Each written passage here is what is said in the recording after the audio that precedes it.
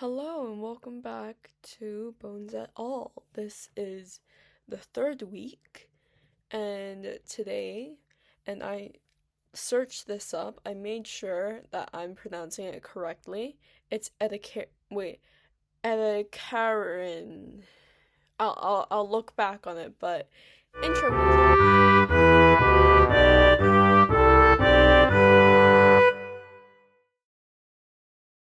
So, Ediacaran. Sounds weird. It sounds better if I say Ediacarian, the flow of the tongue. But no, we are being technical here. This is a serious podcast. This is a serious podcast about education. So we can't flounce around like that. We are genuine, I think. I don't know. Anyways, so for starters, I have to make a bit of small talk, obviously. So when I edit these podcasts to put the stuff together, because I have to record one section before the theme music and another section afterwards. I have to, edit, and my editing skills aren't good, so this podcast will improve it. And whenever I listen back, because I want to make sure I don't say anything bad, um, I notice that I hesitate a lot. So this is another advantage of this podcast. It's improving my communication skills, even though I'm talking to my laptop. So it's a bit weird. And I also figured out that I fill my gaps with sniffles, so's, and ums. Um, I, um, yeah, improvement, yay! And I have a presentation in a couple of days, so I need to improve until then. So, I can't remember how to pronounce it. Edicaran, Edicaran. Um, so Edicaran after Cryogenian before Cambrian, in the pre-Cambrian era, it wasn't very significant. It was a small period. Like, the duration of it was relatively small compared to other ones. There wasn't even a mass extinction. There isn't a, there are 5 mass extinctions. The Cambrian extinction is one of them. And we're doing that next week, so. And I'm recording this, like, on technically Saturday, but it's gonna be Sunday in a couple minutes' time. Because I have to wake up early, I have to go somewhere, yeah. And I'm uploading it. Maybe, I don't know, if I talk enough, then maybe on Sunday. Anyways. So, at the Carrion, nothing was on land yet. Nothing was on land yet. It wasn't suitable. So everything was in the ocean. Most of the organisms were soft-bodied. They didn't have skeletons. They, you yeah. And they were all probably about around 40 million years before the Cambrian explosion. So, compared to other, compared to other geological periods, eras, it really isn't long. It's not very, I have to say, it's not very special. but, I am being specific. I am including every period from the Cryogenian to today. Not Pleistocene. Holocene, I think. I'm not very sure.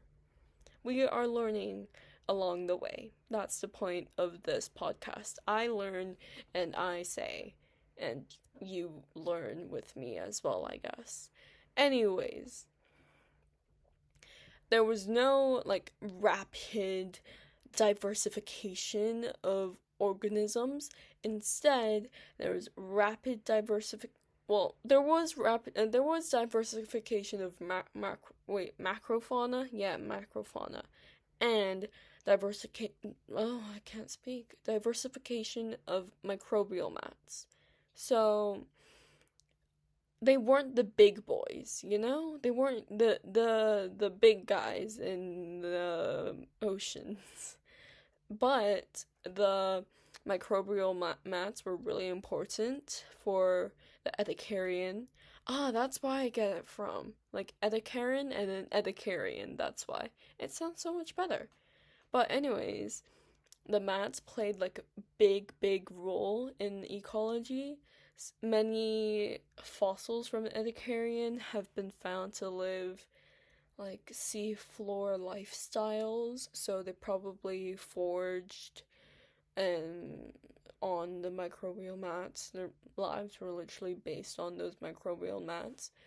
So I guess so this shows that a lot of the biodiversity, a lot of the population was at the bottom of the seafloor. So it wasn't very diverse in the water column.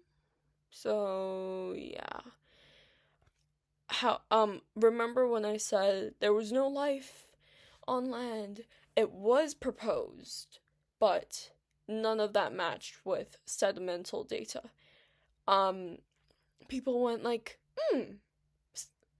there were organisms on land, but there was no evidence to follow that. So no organisms on land. Period. So, I mean, yeah, the fossils during the Ediacarian were found in so many different marine environments. So, I mean, like, there's a wide range of different places that you probably have never heard of that have really well preserved organisms from certain periods. So, for example, for the Ediacarian, we have Flinders Ranges in South Australia, Down Under, Upside Down. I'm sorry. I love Australia. It's so nice. Yeah. And the fossils that appeared there most frequently were Dickinsonia and Parvcorina. I can't read. It's late at night. Excuse me for any communication? I don't know. Yeah, they occurred abundantly. Large population of them during the Ediacarian. However, most organisms during the Ediacarian were interpreted to be like sessile, so they didn't move. For example, like today, plants are described to be sessile. They can't move around. So, I mean, yeah, they're literally rooted into the ground. So, not the organisms, the plants. The plants are rooted into the ground, therefore they are sessile and cannot move.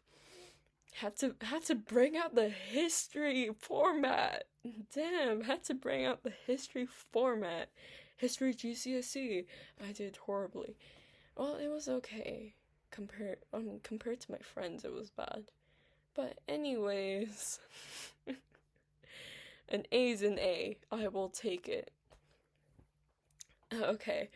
A lot of evidence points to fossils during the Ediacarian to be stationary, mostly on microbial mats, because a lot of those organisms were found on microbial mats. However, recent evidence shows that at least 4 organisms from the Ediacarian, well, we don't know how, I mean, it's been so long. These are soft-bodied, organisms. I mean, like, we only have evidence of Megalodon because of its jaws. The rest of its body was cartilage, because cartilage it does not preserve well or fossilize well. So I think it's pretty darn extraordinary. I can't swear, sorry. Pretty extraordinary that these organisms are well preserved. Anyways, I'm really diverting from what I should be saying. So external molds of one organism called Kimberella. The girl could be the new Cinderella. I'm sorry. When I was writing these notes, I was thinking of it. It was so funny to me. Anyways, the external mold of Kimberella showed scratch traces which were associated with microbial mat grazing activities. So, not only were these guys munching on these microbial mats, but they were dancing on them. That's right, we got disco organisms. I'm sorry, it's so late. Yeah, movement. Organisms moving on microbial mats. And then, not only did Kimberella, aka Cinderella, move around, Dickinsonia and Georgia also moved around. They are external molds which depicted resting and feeding traces where the organisms remain stationary for some time. So, like, how do I word this? They stay stationary for some time and then move. You know, it's kind of like, ooh, more and breakfast, nom nom nom nom nom, rest, and then they move. Lunch, nom nom nom nom nom, rest, and then they move. Dinner, nom nom nom nom nom, rest, and you know the cycle repeats. You get it, get it. And then footprint traces in quotation marks have also been found. How cute would those footprints be? Would they be like little imprints in the fossilized rock, or like little sucker feet? That's so cute. How much would I pay to have those traces framed on my wall? A lot. My university money, no, but a lot, yeah.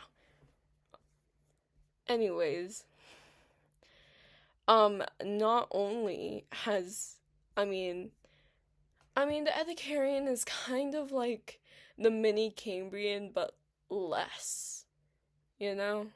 Like, there isn't much to build up from. It was honestly an underwhelming time.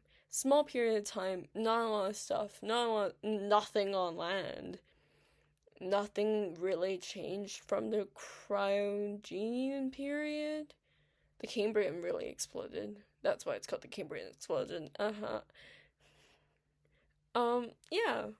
It's practically the Cryogenian, but a bit advanced with a bit more stuff. So, yeah.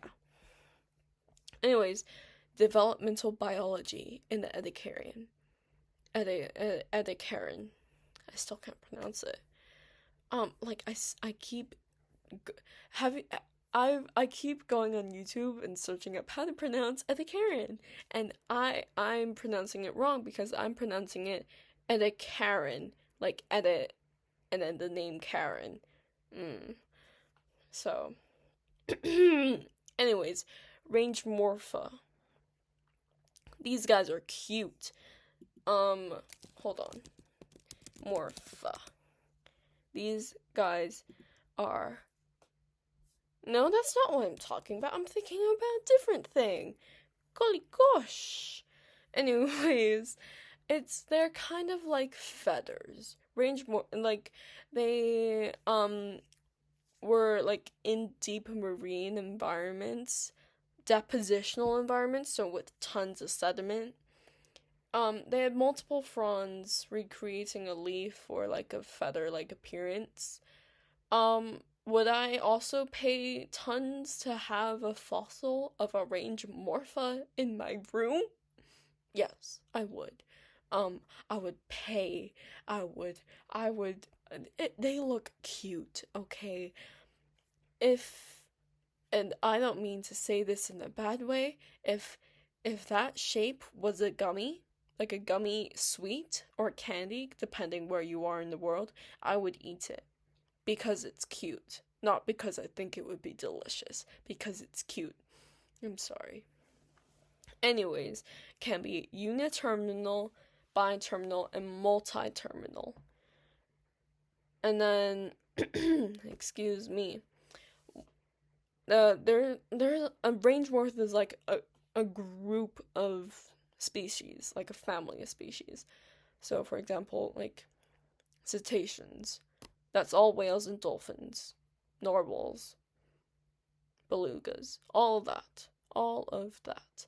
Anyways, one example of a range morph, so one species within that family, it's called Charnia masoni, which is uniterminal, and was found during the late Ediacarian. Miss Girl had, she traveled far and wide. She's found in the UK, Newfoundland, and southwestern Canada, the White Sea in Russia, and Siberia. So, North Hemisphere, I mean, back then, probably, like, almost every continent was connected in some way. I mean, in the Cryogenian, Rodina splits it apart, so I'm not very sure. Anyways, smaller specimens seem to lack a stem, but all sediment, I am saying wrong things. Smaller specimens seem to lack a smaller stem. So the smaller you are, the smaller your stem is.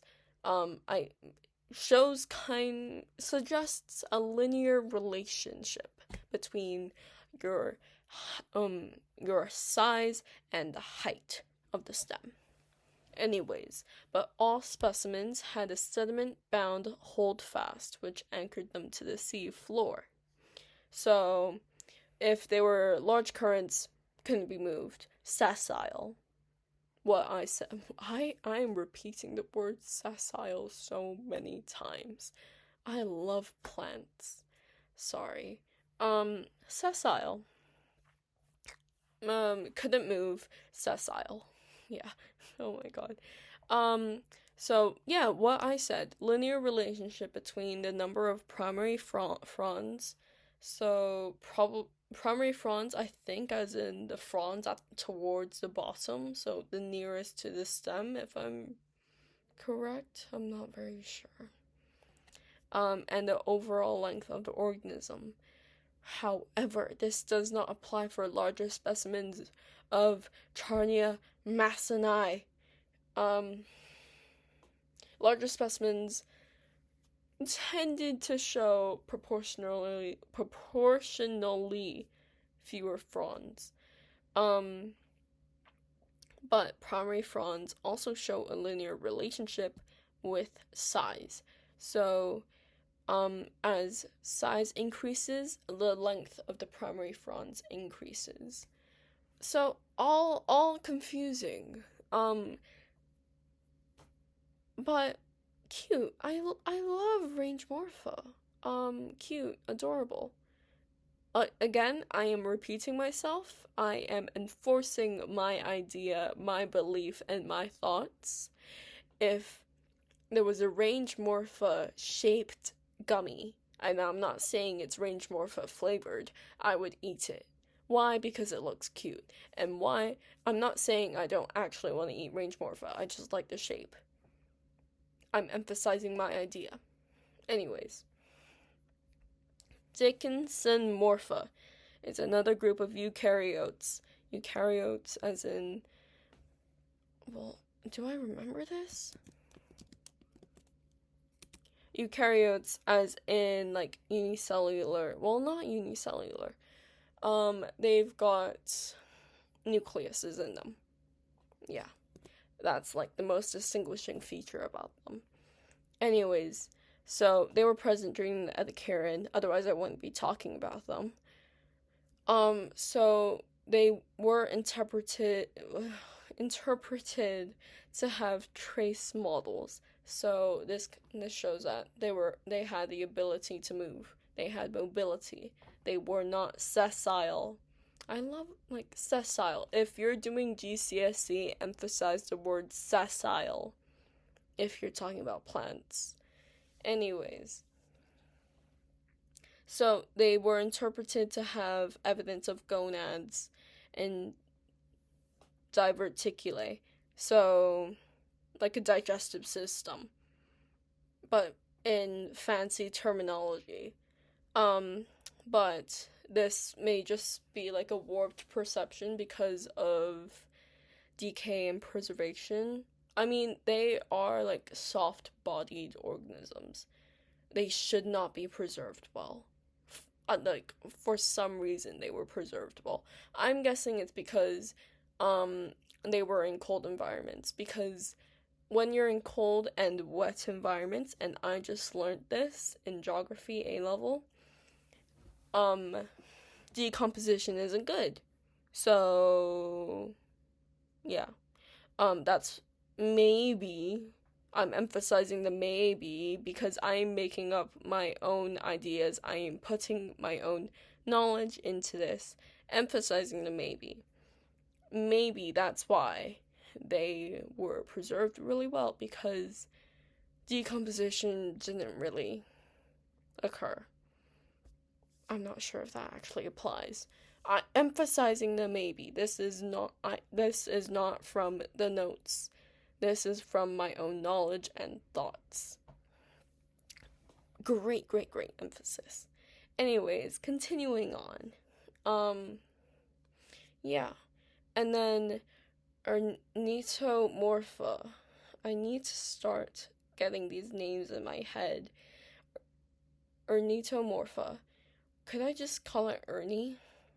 Ernie is a group of organisms defined by tubular units. And they look sac-like. So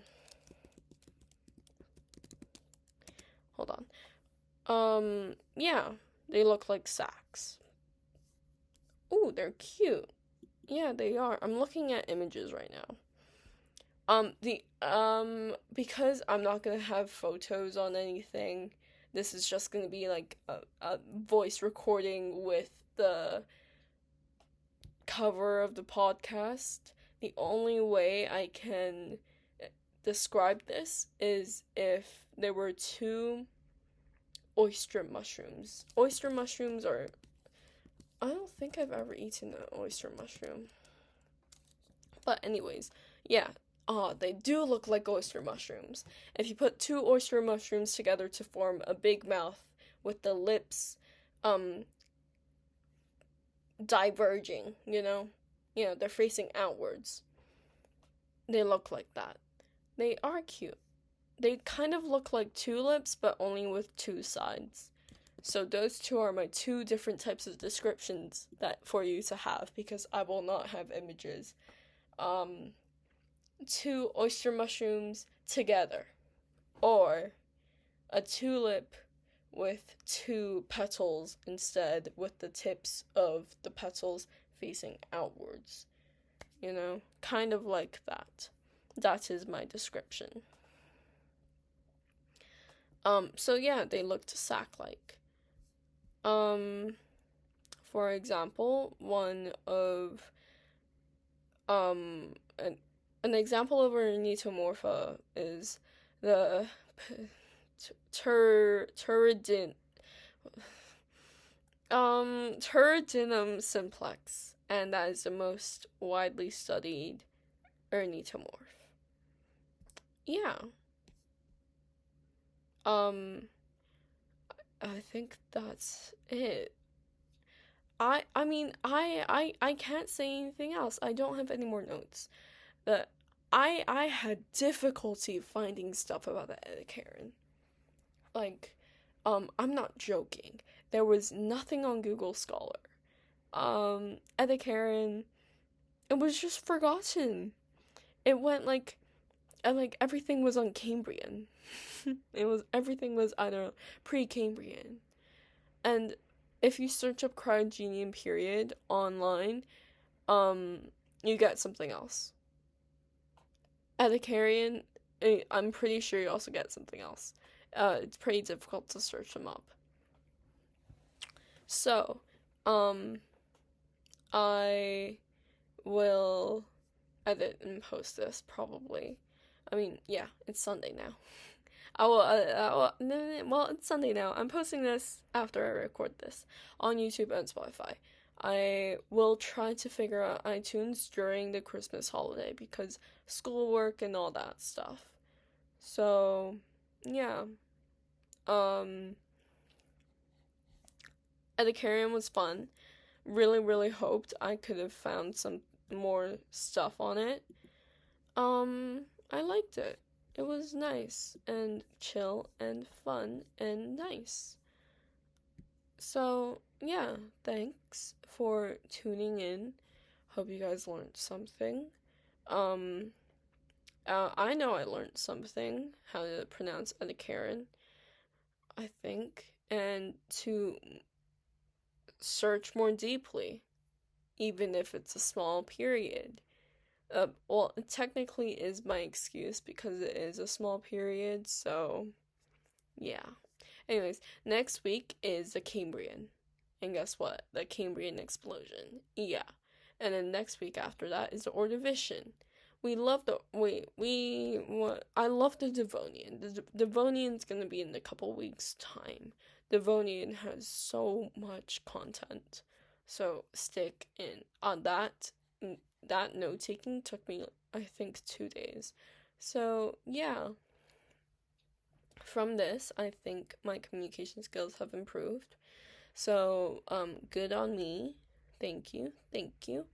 And, you guys learned the word sessile and the Ediacarian period. Yay! Alright. Bye. See you guys next week.